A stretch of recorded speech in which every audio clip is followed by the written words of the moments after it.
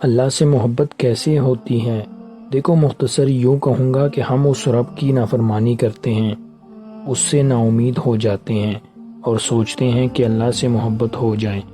ایسا نہیں ہوتا۔ محبت کی دو ہی قرینے ہیں۔ ادب پہلا قرینہ ہے محبت کے قرینوں میں، اور جانتے ہو ادب کسے کہتے ہیں؟ جس سے محبت کی جائے، اس کی ہر بات کا احترام کیا جائے، اس کا ہر حکم بجا لایا جائے۔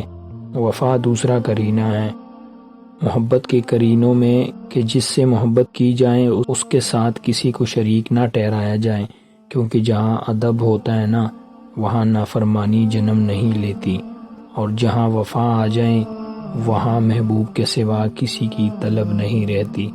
ادب کرنا سیکھ لو تو سمجھ لو رب سے محبت ہو گئی ہے، اور وفا کرنا سیکھ لو تو سمجھ لو کہ رب مل گیا۔